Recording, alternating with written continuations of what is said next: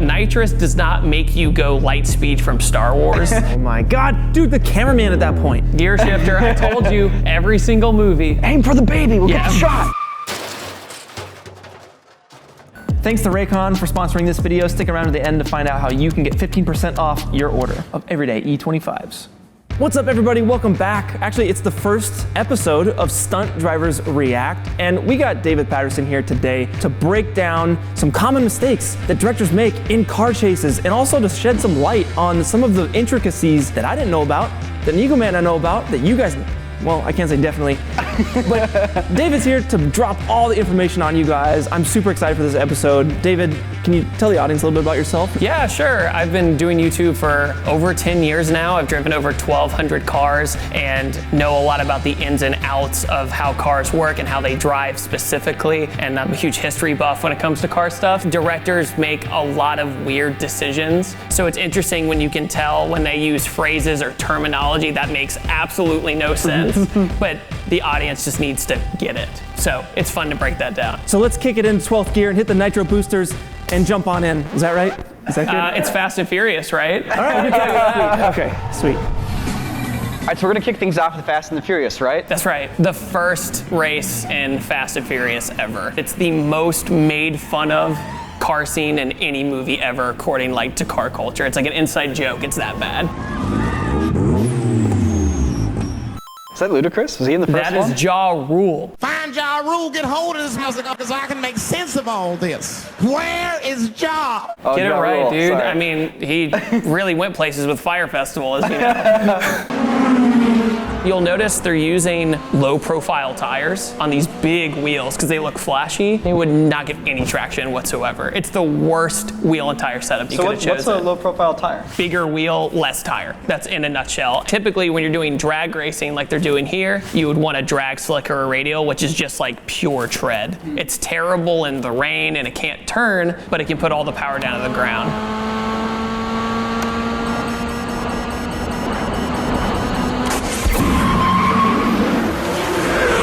Nitrous in this movie is so exaggerated too. So nitrous does not make you go light speed from Star Wars.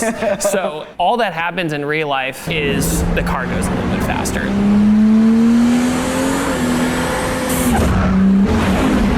Action movies have the issue where they never reload guns. Yeah. Car movies have the issue where they're always changing gears. Right, you'll notice it in almost every car chase though. They'll keep showing him shift. I'm like, okay, you're in gear. It's okay. You're in gear, that's so funny.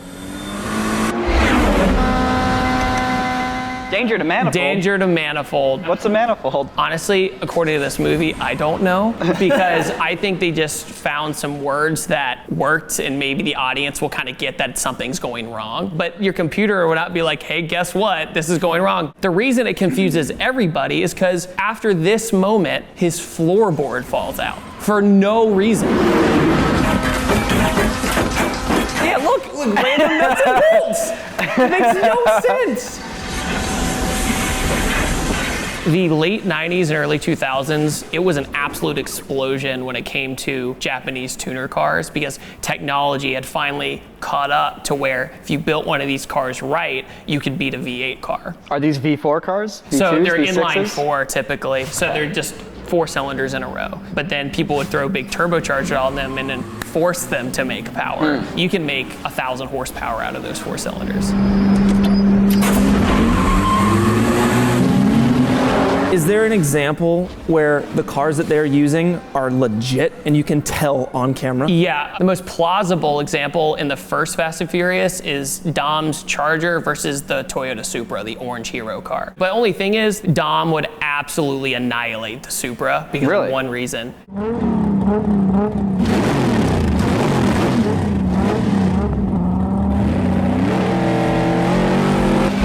If you look at his rear tire, Dom is basically more on like a drag setup. And then here's Brian, still on Hot Boy wheels. That Supra is supposed to make like 550 horsepower, and then the Dodge is supposed to make like 900. Jeez. So it wouldn't even be a race.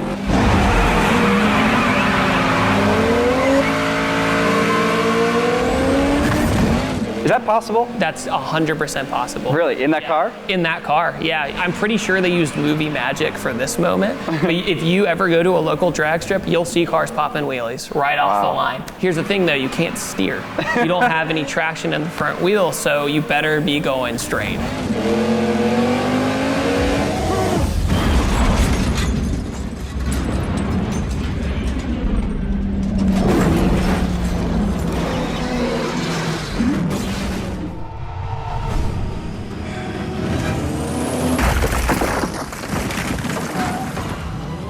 Oh man, the most underrated car chase I think ever filmed. This is where a lot of the car community started getting disconnected to Fast and Furious because it's more like a heist film and spy film. Yeah. I personally love Fast 5 out of all the more heist ones because the driving is so real.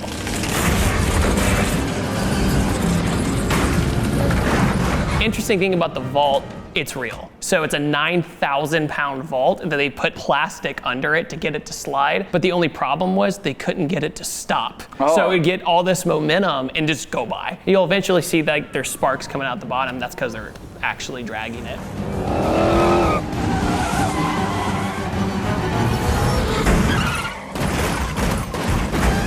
Oh my God, dude, the cameraman at that point.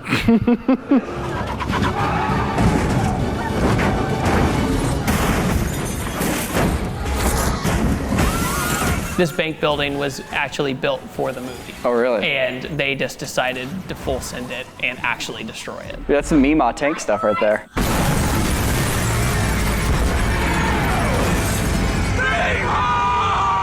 I actually heard that for some scenes, the vault was actually placed on top of a car. Yeah, so they had either the real vault, which was like 9,000 pounds, then they had a pickup truck. If there was a shot that just was deemed too much to pull it, they put the vault on top of it. Then the other one was a semi-truck, and they fully built a vault like around the front of a semi-truck. The biggest thing about this scene is the actual driving, because these two stunt drivers have to be quite literally perfect because they both have to have that tension on that cable. He has to do a J turn.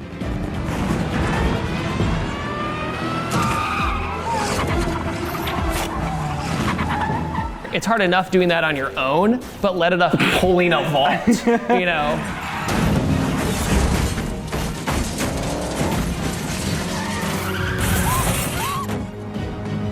So videos these days are measured on a satisfaction metric. You want to know what really makes that satisfaction metric tick? Well, it's subscriptions. So if you're not subscribed and you feel like subscribing, it'll help our satisfaction metric out. It'll be cool. Thank you. Because here at Corridor Digital, satisfaction is guaranteed.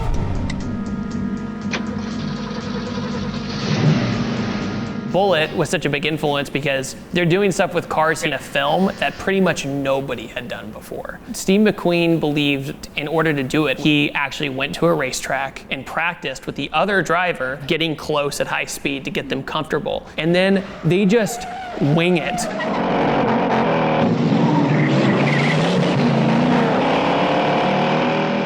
I think a lot of people saw this and they said, oh, so we don't have to fake everything. We get people who actually know how to drive and just rent out the road they need and do it. It also made it feel more visceral.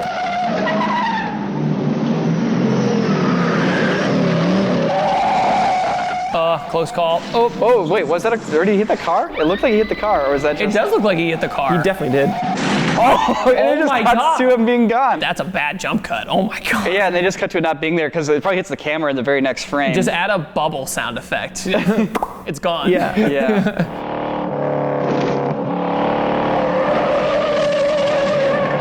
Dang, they are crunching. It's funny because it doesn't actually look like you're going super fast, but just the hills and the turns are so much more exhilarating. This catching air though, like look at this. Yeah, it's so sketch. I always want to try getting air in a car. Some of that rear projection action. Oh yeah, for sure. Back in the day when they didn't have green screens, so they just projected film onto a screen behind you. Basically what they do in The Mandalorian now. What's old is new. Yeah, these aren't rear projection shots here. These are actual. This is legit. That's so dangerous.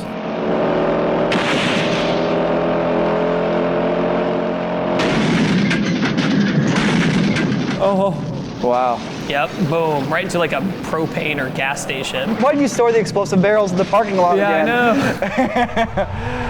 know. You want to take a ride there, fat man?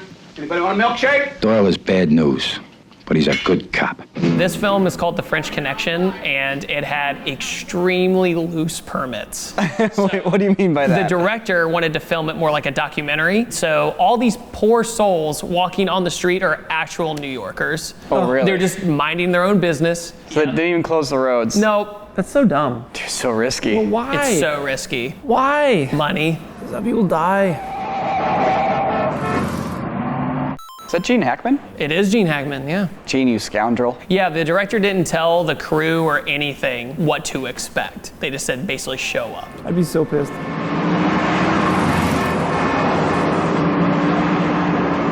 This is such like a video game mission. It Yeah. really is. It's like a GTA mission. This is where things get really intense. Near miss, but doesn't miss. I don't understand. So that truck was not So I production can't truck? confirm it, but I'm pretty sure it was just a pedestrian truck and they paid for everything afterwards with all Wow. the crashes.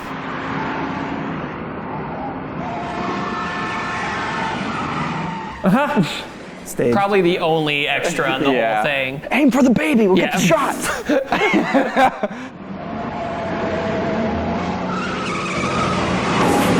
It's a hard stop. Dude, that's how I pull up at the Trader Joe's. That's crazy. Yeah, the backstory of it is where the crazy part is. Yeah. And the driving is legitimately crazy. Dude, no, never. Bad director. Bad. Is in the 70s, he doesn't care.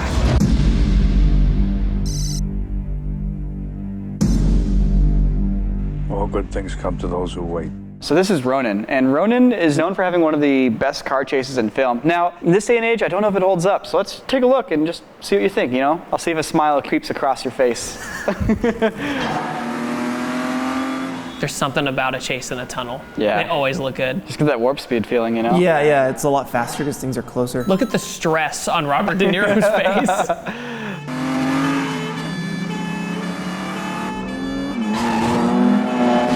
Oh, Dude, I love Just those casually parts. do some damage to your tunnel, knock the tiles off the wall. That's what I'm saying. Like, they have to pay for all that, right? They must. For a movie yeah, like they this. probably do. Yeah, this they is a big probably movie. do. I like how they're flashing their lights actually, because believe it or not, if you go to Germany, if you're on the left lane of the Autobahn, which is the fast lane, and you see somebody way in the distance and you're catching them, you just flash your lights and they move right on over. Wow. Just like that. And it's not like a dick move. No, no. That's cool. That's chill. I like that.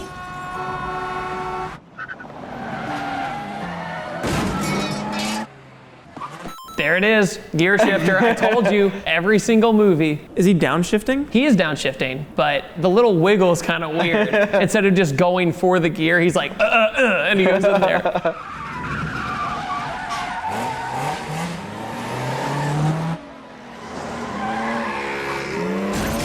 Oh, wow. Dude. Damn.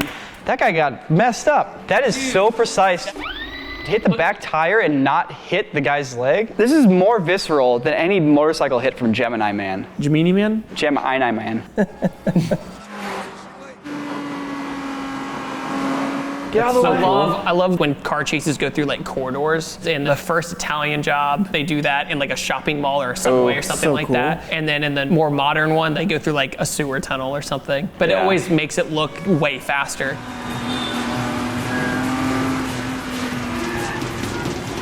You know what's crazy? We didn't even register. What about the camera? We take it for granted as these guys are dodging cars. But the camera car is also dodging cars left and right.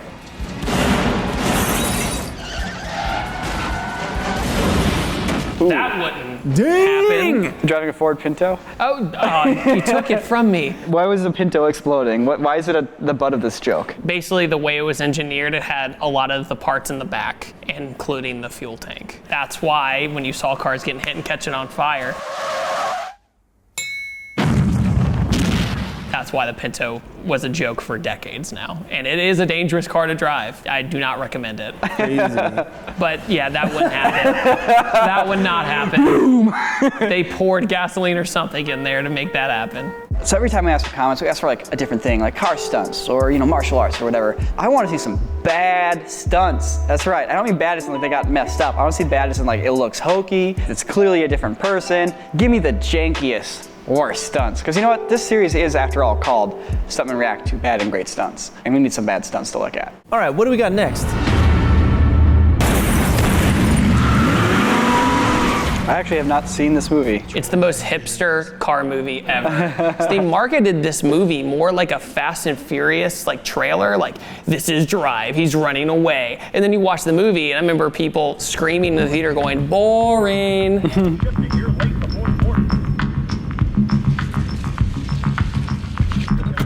This is probably the most accurate depiction of somebody outrunning the police. So most of the time when you see a car chase, let's say on the news, and you see that guy that's on the highway running, he's not gonna get away. But this character is smart about it and only uses his driver skill when he absolutely has to, and when he knows that he can outhandle the police chasing him. Come on, get in, get in, get in.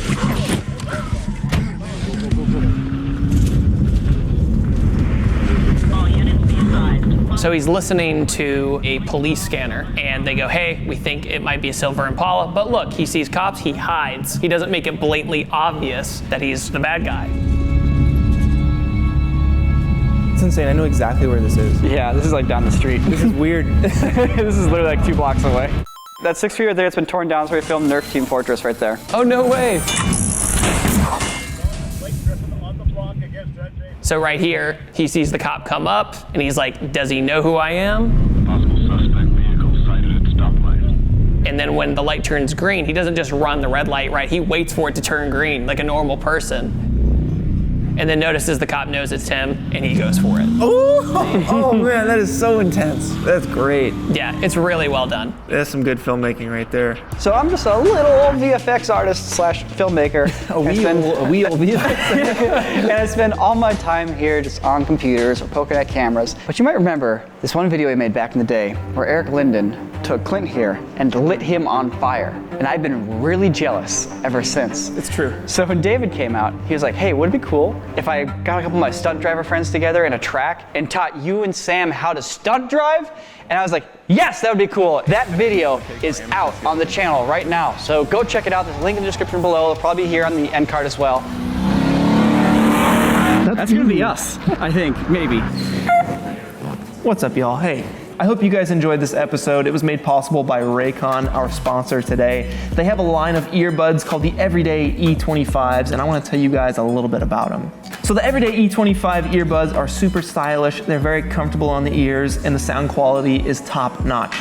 They're actually very affordable compared to other earbud lines, and they have a variety of colors, so no matter what your style, they got something for you. They come in a compact carrying case that can charge the earbuds 4 times on a single charge. They got you guys with 6 hours of playtime, seamless Bluetooth pairing, and these earbuds are great for working from home, working out, listening to music and podcasts for hours. So if you guys are interested in your own pair of Raycon earbuds, go to buyraycon.com/corridorcrew to get 15% off your purchase. They've been really kind to us, so go ahead and check them out. See you guys next time. Peace. David, you just filled my head with amazing information. It's information that hopefully will help me out on the road when it comes time to, maybe dodge a rain puddle or something. But dude, thank you so much for coming out. It was really cool. If you guys want to check out David's channel, he actually has a YouTube channel, That Dude in Blue. If you guys are into cars, maybe if you're not even into cars, you will be after you go to David's channel, That Dude in Blue. Check it out. It's gonna be a fun time, I promise. But David, thanks for joining us, man. Good times.